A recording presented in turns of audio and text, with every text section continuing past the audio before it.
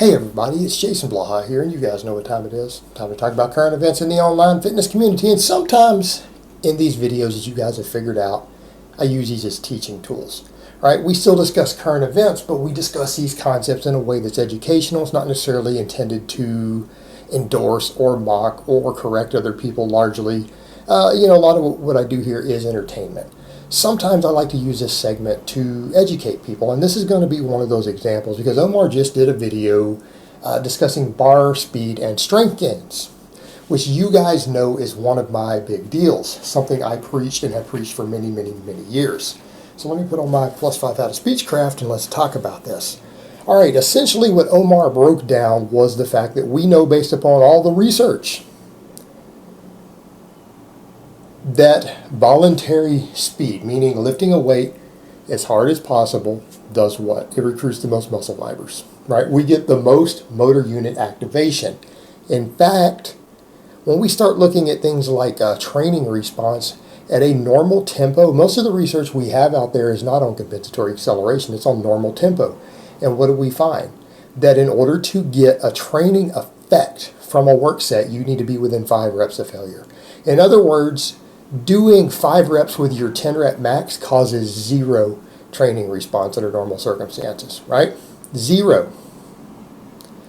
So only the sets that get you within 5 and only the quality reps count. So if you do 7 reps with your 10 rep max, you only got 2 quality reps versus if you took it to 9 reps, you would have got 4. You got double the training response out of that. You will gain as much muscle from that probably as if you had done 2 sets of 7 from that 1 set of 9.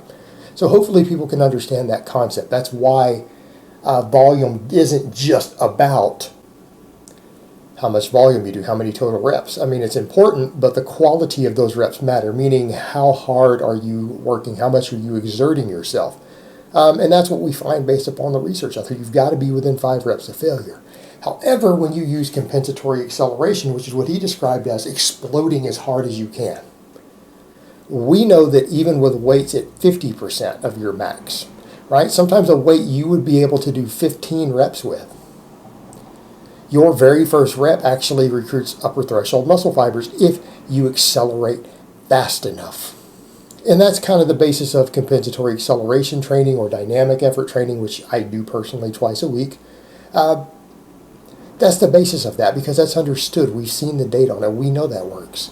Well, the point that he made is that, yeah, as a general rule, if you want to stimulate as many muscle fibers as possible to get as strong as possible, you're going to need to focus on that. You're going to need to focus on exploding.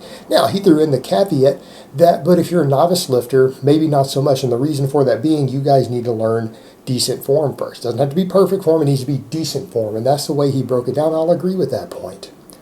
And now Omar does do some stuff in this video I'm going to disagree with. I don't want people to think that I'm standing here praising everything he said because he got some stuff wrong, which is one reason I think he struggles with certain things personally. He doesn't struggle with his strength. Omar is actually pretty strong. He struggles with the hypertrophy side. And that's because he's not abusing gear. I don't know that he's natural or not. I'm not saying that's the case. He's not abusing gear and he's still trying to train like a bodybuilder. Okay, that doesn't work.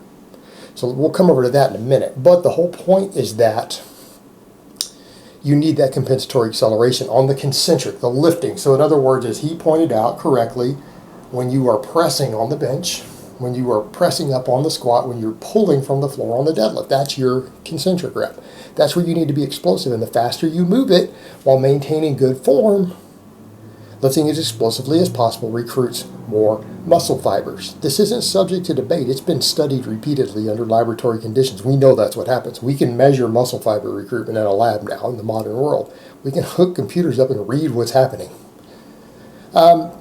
So he's right. He's absolutely right. But you do need decent form because you don't want to get hurt doing it. Now, I will add the caveat. I can take someone with 3 or 4 weeks of training experience in person and we can have them do compensatory acceleration. Why? Because you can coach them. But someone who doesn't have good form, who hasn't built a solid base, probably shouldn't be focusing on lifting as explosively as possible outside of the care of a coach. All right? And again, most guys out there have worse form than they think they do. So he's right. You need to learn to get tight, get good form, all of that stuff, and then you can do it. And he also added in that bar speed is a metric for telling you how your progress is going. It will tell you how strong you are on any given day. In other words, he said that's why he doesn't miss PRs, because he knows going in, he can look when he gets to 90%, and he knows how fast a bar should move under maximum exertion in his experience on his lifts at 90%, and he can estimate how much heavier he can go. So again, bar speed is a valuable tool. And again, as he pointed out, this whole idea of moving the weight really slowly is an outdated bodybuilder concept that guys only got away with because they were blasting a bunch of gear. They still grew from it because training is training. Right? When people go on heavy enough doses of anabolics, particularly when they're genetically gifted, as long as they're putting tension on the muscle and getting a pump and doing work, they're going to grow like a weed. For everybody else, that's not always the case. You actually do need to be thinking about, hey, is this work actually stimulating large amounts of muscle growth or not? Am I getting the best possible stimulus from every set? You actually have to think about stuff like that instead of just coming up with hypotheticals, because that's what you have. You have a bunch of hypotheticals. Well, if we do really slow, it's harder. It doesn't recruit as many muscle fibers. You don't get the upper threshold fibers. And he pointed all of that out, and I think that's good. I will agree with that. The caveat I will throw in, he said, but for those of you who are training for size and strength, and I'm going to add in, anyone who says they're training for pure size, I'm not interested in helping you. The only thing I will tell someone who says they don't care about strength at all, they care purely about size, you're going to need to get real handy with a needle, because you're going to be able to get a lot bigger without drugs. If you put a focus on your strength and then do secondary work to get more volume, you're going to be bigger. You're flat going to be bigger. In other words, people who say silly stuff like, I don't want to bench 400 pounds, I just want to look like I can bench 400 pounds. Well, I can tell you right now, without drugs or with the lowest doses of drugs possible, let's go over to that. The lowest doses of drugs possible, and in some cases that's 0. In the ideal world, that's 0. But in any world, the fastest way to look like you can bench 400 pounds is to get your bench up to 400 pounds. The lower your bench is to still look like you can bench 400 pounds, the higher your drug dose is probably going to need to be to achieve that. That's just reality, right? That's reality. Size equals strength to a very large degree. You need to be focusing on strength. So let's come back over to that point for people who want both. So we'll assume you guys whose primary goal is hypertrophy. You just want to be as big as possible, which means you will need to focus on getting stronger too, right? We all understand this. You have to train for both if you want the latter of getting as big as possible. You will have to focus on strength also. That he said that, look, your accessory movements, your assistance movements, things like that, you can slow the tempo down. And that's where I'm going to disagree, Omar. I think that's why Omar struggled with stuff like his arms. It's exactly the point. Because you come over to his incline work, he's going slower. You're not getting the muscle fiber recruitment. And the data shows that. People will say, well, you know, there's some data showing that mind-muscle connection works. So you can focus really on the triceps on a press and you'll get more in the triceps. Or you can focus really on the chest and you'll get more in the chest, right? But what's the same studies have found that if you just lift the weight as hard and as fast as possible, you get more recruitment in the chest and the triceps, both, than if you had just focused on one. So you actually would get more tricep recruitment lifting as hard and as fast as possible than if you just focused on squeezing the triceps on a slower movement. You still get more. It's superior all the way around. And I think Omar needs to remember that. And I would say particularly on any multi-joint exercise, you should always be lifting as fast as possible without form breakdown. The only time we would ever want to slow concentric reps down, I will add the one caveat. Only, and I say only, on single joint exercises in which an explosive lift could be dangerous. Now, that doesn't include what? That doesn't include tricep extensions. You can explode on a skull crusher. In fact, I do it at every workout, just like you guys saw me do yesterday. You can explode on those.